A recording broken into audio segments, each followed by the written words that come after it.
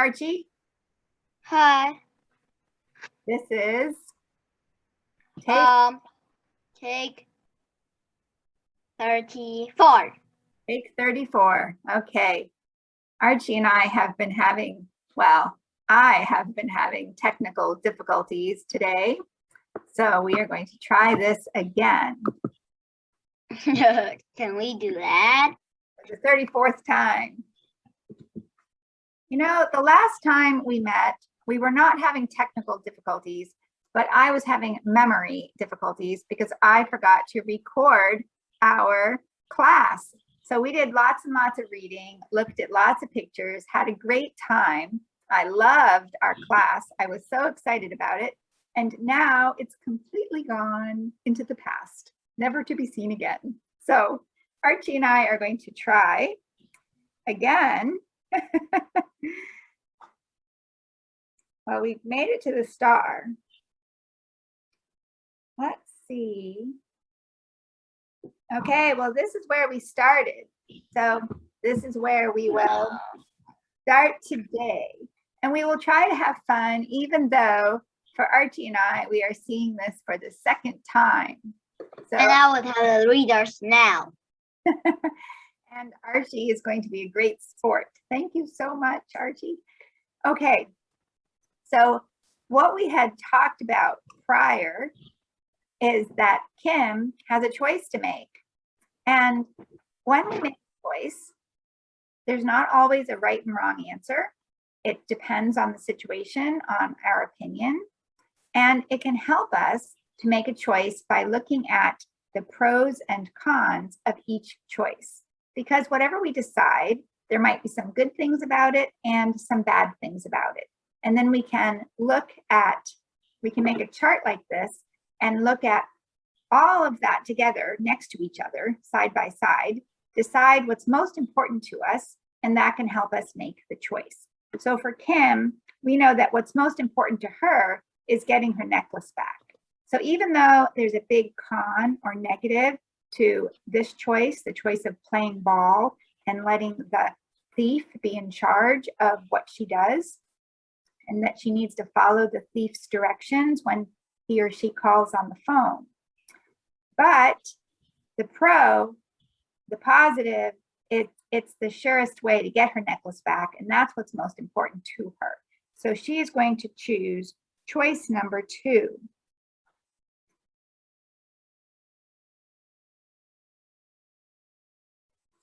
And so that's where we ended with Jigsaw saying, well, the choice number 2, that's the surest way to get your necklace back. Think it over.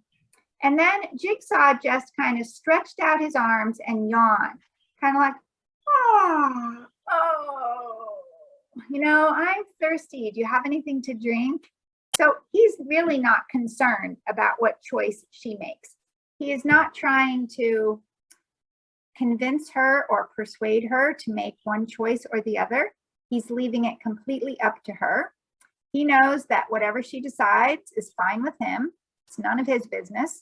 It's her necklace, and she can choose choice 1 or choice 2. Refuse to play ball, hire Jigsaw and hope that he might be able to get it back, or choice number 2, take the phone call from the thief. And what are you doing?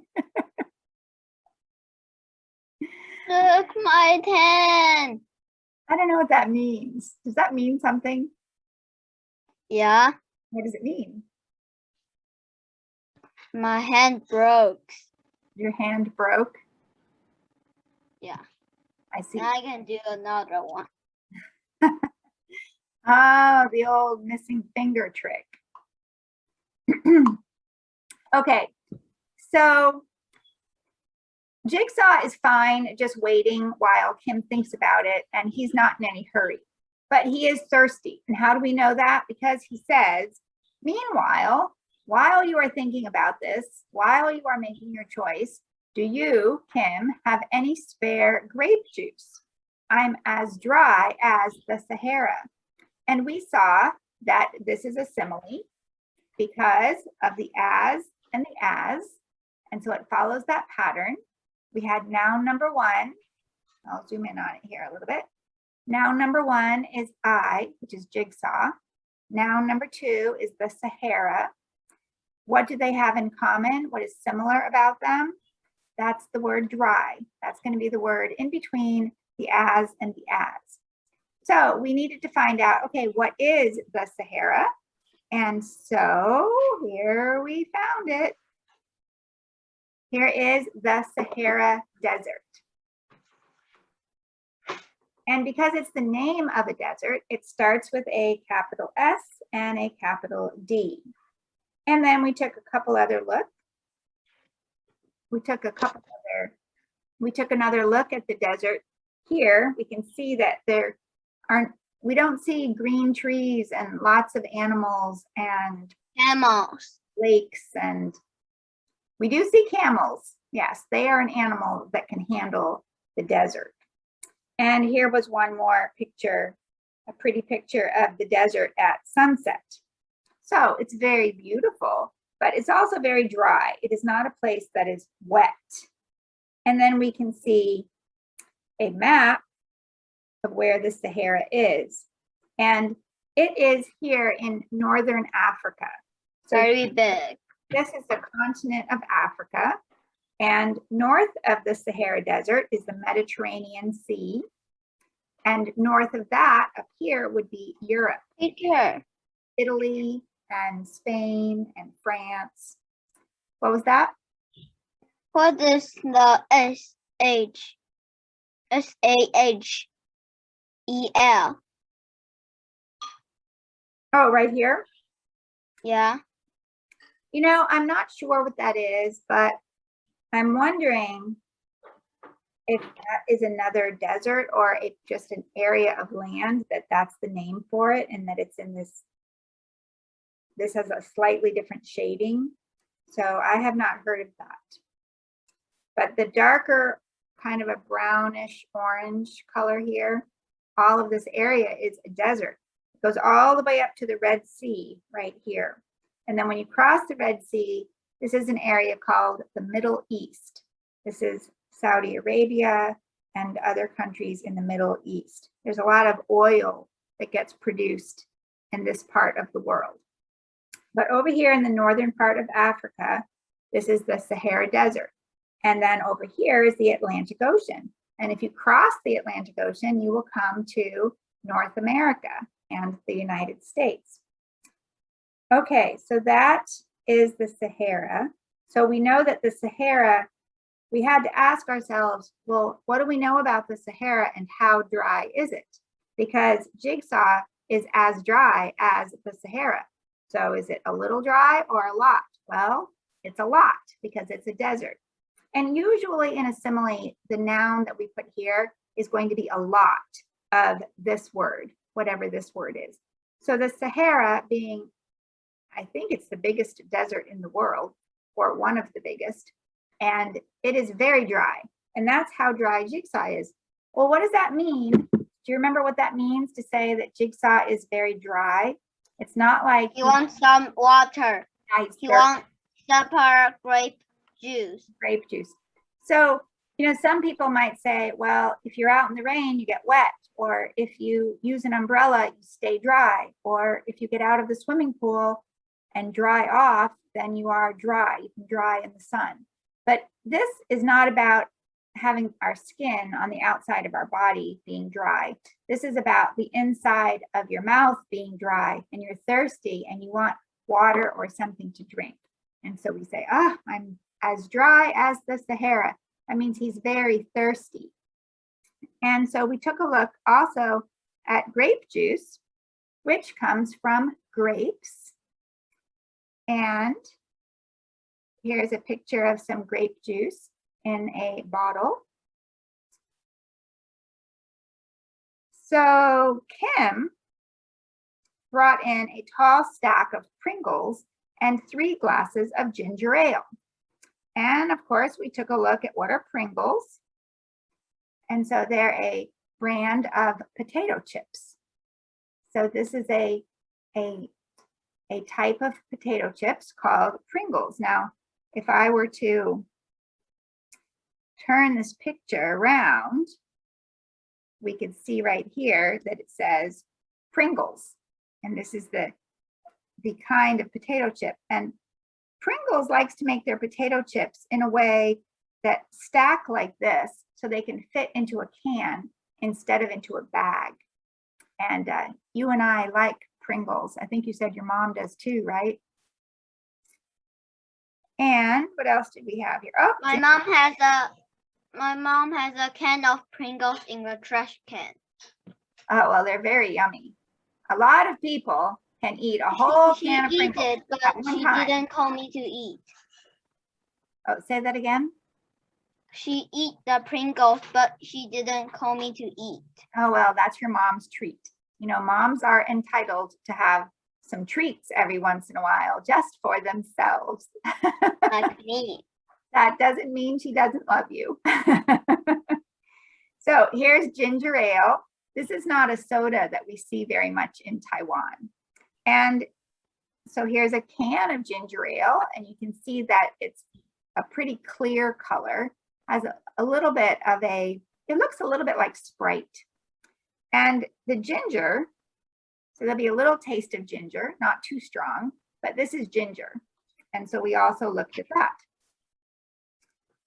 So I, Jigsaw, wrote the word suspects in my journal.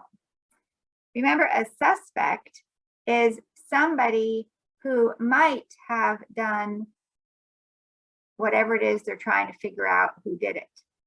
So remember, with the mystery, one of the big questions is who did it? And the suspects are the list of people who might have done it. So they could answer the question, who? So anyone on the suspect list is someone who could have done it, who could have taken Kim's necklace. And so then he asks Kim a very good question, right? He's getting down to business. He's already found a couple clues like the ransom note. And now he's saying to her, okay, time to make a list of suspects. Can you think of anyone who might have taken your necklace? Now, this word might is very important, right? Might does not mean definitely did. Just it's possible they could have. That's how we find the suspects. We don't know that a suspect definitely did it. We just know that they might have, they could have, they had the opportunity. I inquired, and we looked at this word inquired. Inquired is a very fancy word that means the same thing as asked. Oh, that's pretty big, isn't it?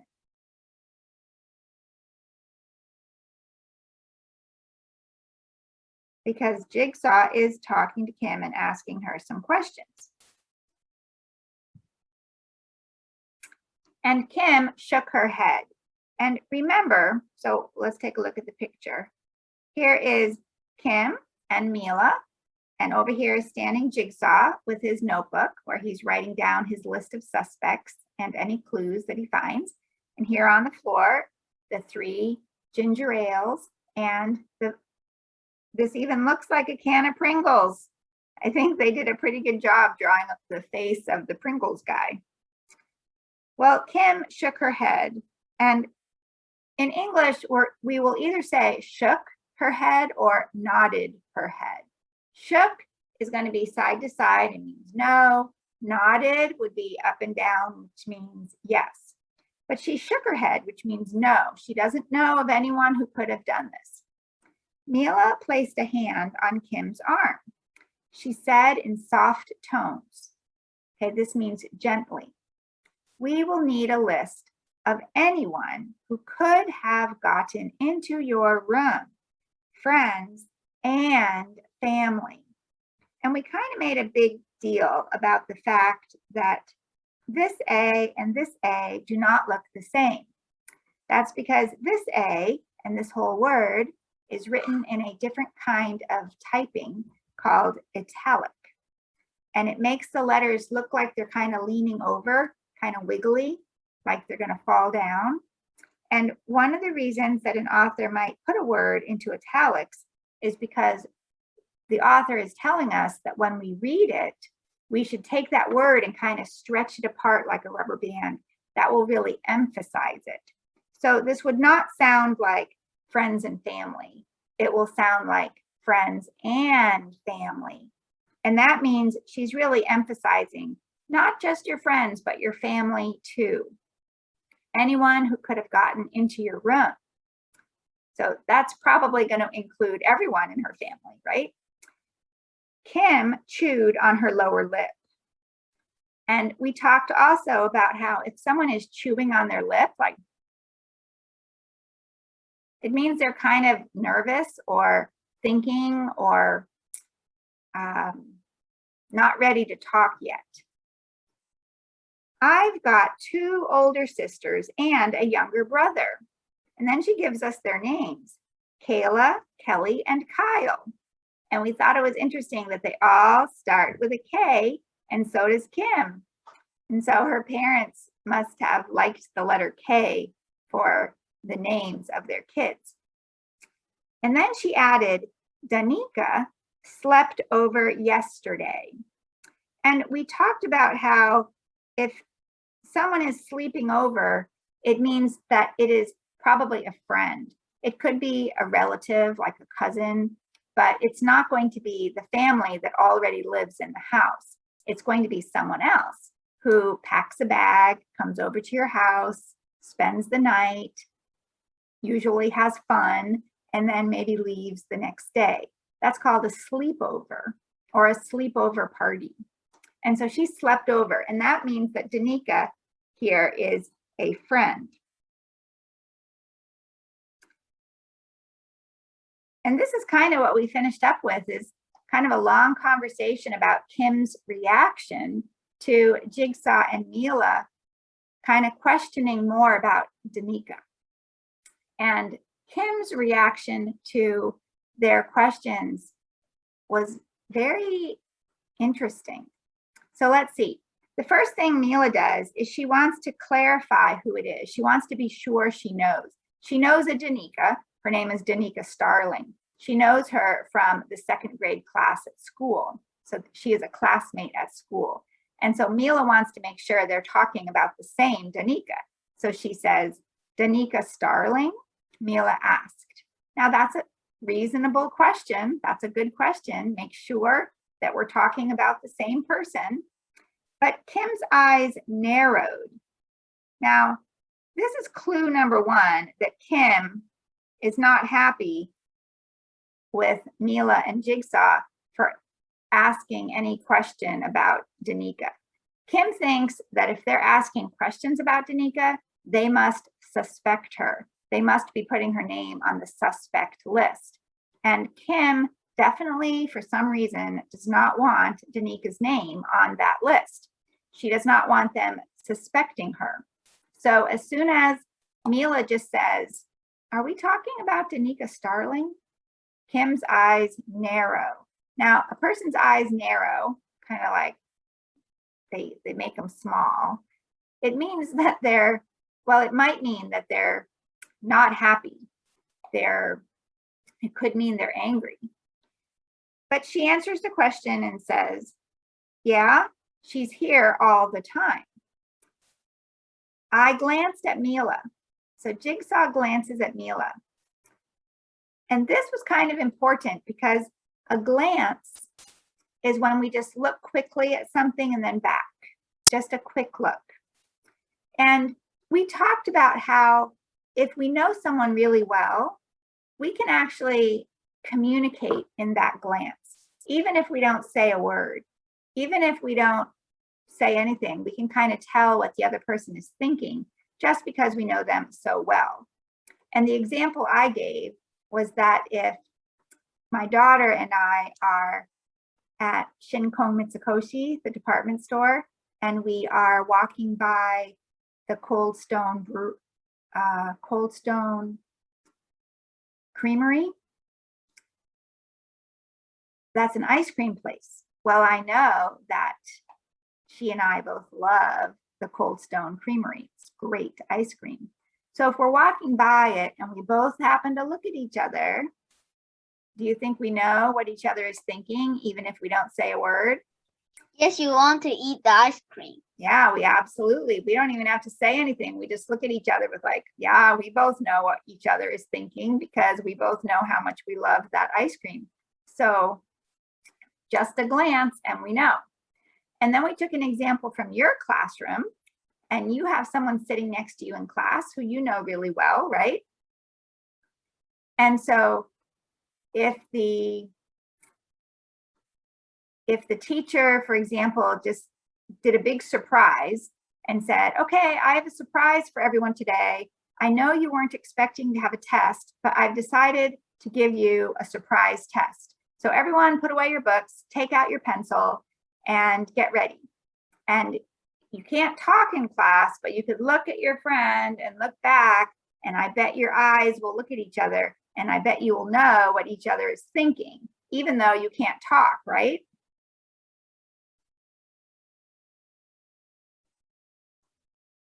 Yes. You might be thinking, oh no, what are we going to do? This is not good news. And you don't even have to say it out loud. You just know each other well enough that you know what each other is thinking. Well, Jigsaw and Mira know each other really well. So they only really have to glance at each other and they might know exactly what each other is thinking. They might be thinking, should I do something? They might be thinking, for example, oh, Danica, we know her. She's trouble.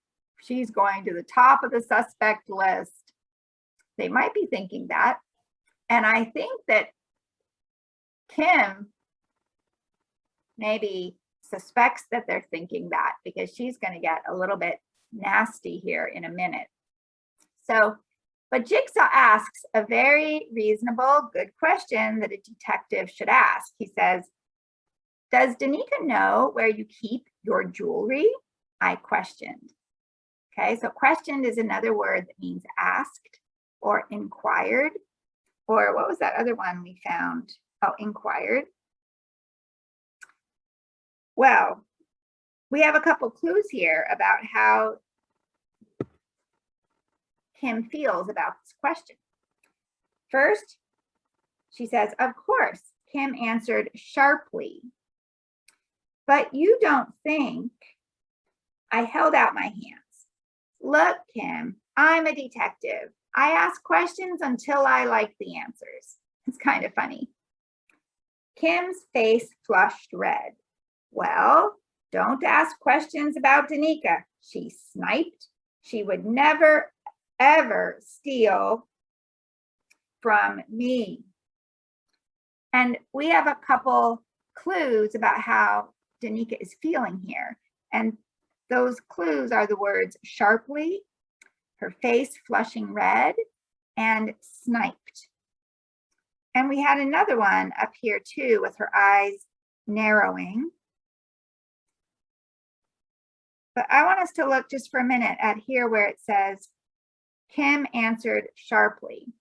So one of the things that we talked about is that after a character finishes talking, and here's the quotation marks that show us that the character is done talking, the author might tell us the name of the person who is talking, and then a word that is either said or means said. And the word that the author chooses here can give us a clue about the character who's talking, what kind of mood they're in, if they're in a nice mood, if they're in a mean mood, if they're angry, surprised, tired, friendly, helpful, scared. If they're a good guy or a bad guy, we can get a lot of information about the character from this word. For example, the author could say yelled or shouted, whispered, cried, whined, complained. Down here, we're going to see the word sniped. And sniped it means that someone is talking in a really mean way. They're really angry and frustrated and not happy. And they are not happy at the person they're talking to. And so that's one way is to use this word. We'll give a really big clue. I mean, if someone is sniping, that means that person who's talking is really not showing good character. there's not really any reason to snipe. And it shows that you're just being kind of mean about it. And sharply, this is the other place where the author can give a clue. If this just says something like answered or said, the author might use this word next to give a clue. And this word can be an adverb, especially if it ends with ly. If a word ends with ly, that means it's probably an adverb. And an adverb helps us know more about the verb. It answers the question, how? How is the person doing this? So a verb is something that someone does, and speaking, saying something, talking is something people can do. So said and answered, these are verbs. Well, how did she answer? How did she say it? And then this word can answer that question. So she answered sharply. Well, sharply is kind of like sniping. It means to, well, think about what the word sharp means. We talked about how scissors are sharp, but if you got poked with scissors, it would really hurt, right? That's dangerous. And if someone is speaking sharply, that can hurt too. It hurts not literally, but figuratively. It hurts our feelings. It hurts, we feel like they're angry at us, and we feel like, what did I do? What did I do? Why are you talking to me like that? And so it's just a way that's not very nice. It's kind of unexpected. We really didn't think they were going to respond in such a aggressive or angry or mean kind of way that just makes us feel like, like it hurts, even though it's just words. But words can actually hurt a lot. So that was one thing we noticed, the fact that she answered Jigsaw sharply when he asked a very good question, right? He's trying to find out who knows where Kim's jewelry box is, because the ransom note was put under the jewelry box and the necklace was taken out of the jewelry box. So he needs to find a list of people who could get into her room, and that's Danica, right? She comes over all the time into her room, and he needs to find someone who knows where the jewelry box is. And so he asked the question, does Danica know where you keep your jewelry? Very good question, right? But Kim is getting nervous because she realizes this is going to put Danica on the suspect list. And for some reason, she does not want her friend on the suspect list. So she gets kind of angry at Jigsaw here. I think up here, when her eyes narrowed, she was a little angry at Mila. Now she's answering sharply. She's a little angry at Jigsaw. They are just trying to help her. So there's really no reason for her to get angry at them. I think this tells us a lot about Kim's character. We do have to keep in mind that she's really upset. She is missing the necklace that her grandmother had given her. That's really special to her. She just wants it back. However, the way she's kind of treating them who are trying to help her is kind of surprising.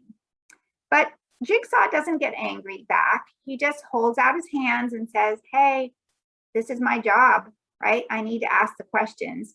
And then Kim doesn't say sorry, actually. Her face flushes red. And in English, we use the word red to say that a person is either angry or embarrassed. And she's angry. And then she says, well, don't ask questions about Danica. She sniped. She would never, ever steal from me. I mean, very definite. She has no doubt.